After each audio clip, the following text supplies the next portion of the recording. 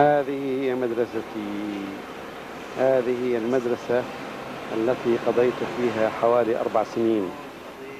The fears of the older boys at my boarding school in Beersheva grew, and they started to speak of the terrible things that they thought were about to happen. News started to trickle down from the north, particularly Jaffa and Tel Aviv. We heard that Jews were attacking more and more villages, blowing up buses, burning houses, and expelling people. Who were these people? They were not our neighbors, and certainly not our friends.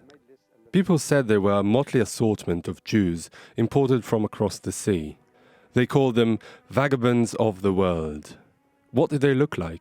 Some were blonde, some swarthy, some dark, and some looked Inglesi. They spoke a babble of languages: English, French, Russian, Hungarian, Romanian, and Spanish, to name but a few. Sometimes they used what was thought of as a secret language, like a code or cipher. It was Ibrani, or Hebrew. One day, in early April 1948, the school headmaster, Abdallah al-Khatib, spoke to all the pupils during the morning procession. The Jews have attacked our villages and towns in Jaffa, Jerusalem and Haifa. We will terminate the school term. We piled onto the back of a pickup. Up and down the road the car went, and with it our spirits. Shuti, the driver, halted and proclaimed gravely, "This is it. I cannot go any farther. We are near a dangerous Jewish colony. They will kill us all." يا بلادي يا بلادي يا وطني يا وطني يا وطني هذا وطني هنا ولدت هنا ولدت هلا بوريكم وين ولدت هون. After the aborted pickup ride, it was at least another 30 kilometers to home. That meant brisk walking all night.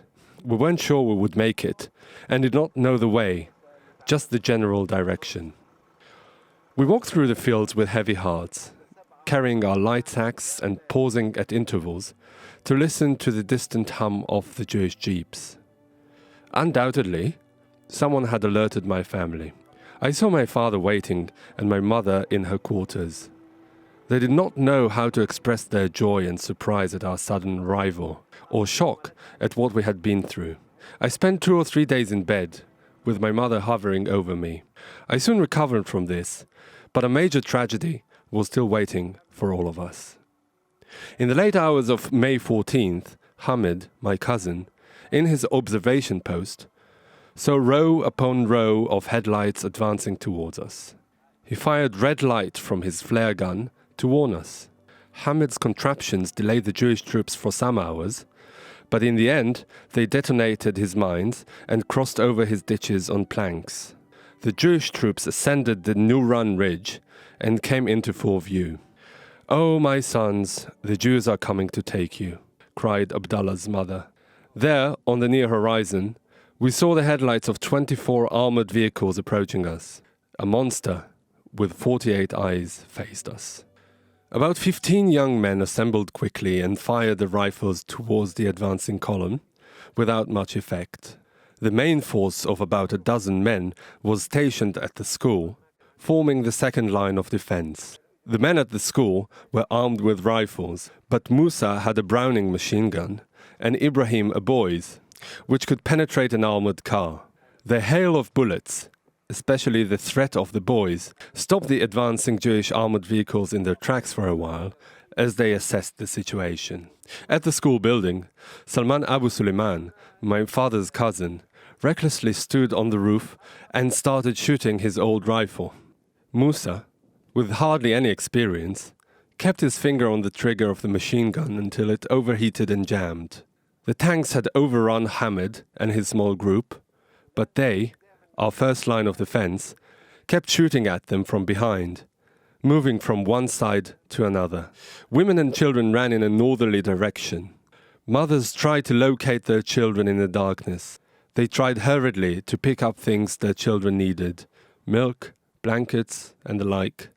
My mother led my sister and me into the darkness. "Where are you?"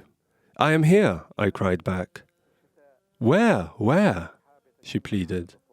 All the women and children knew where to go. They all headed towards Wadi Farha, a deep ravine, and a dry riverbed in the summer. I knew this wadi well. It had steep sides that were several times my height. It was a place where I often hid and went on wild adventures, with galloping horses, monsters and demons. But that night or dawn was different. It was not a flight of childish fantasy.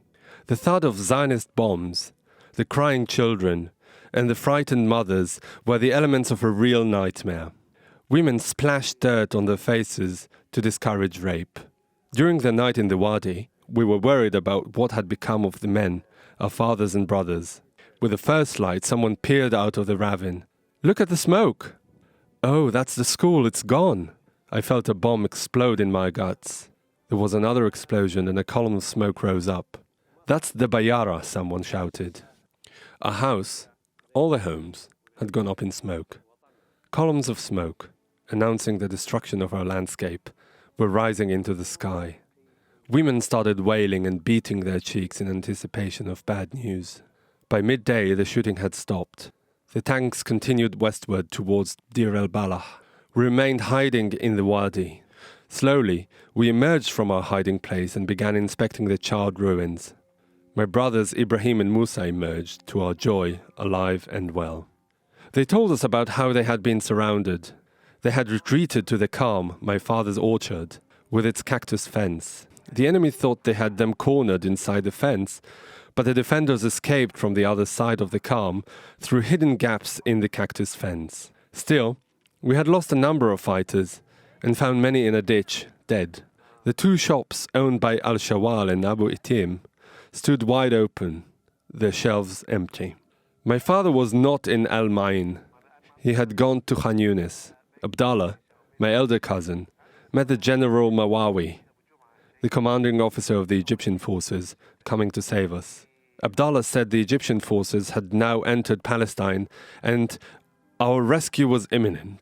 He told us that when he offered to join the army with his group, General Mawawi replied, "Leave the business of war to the professionals."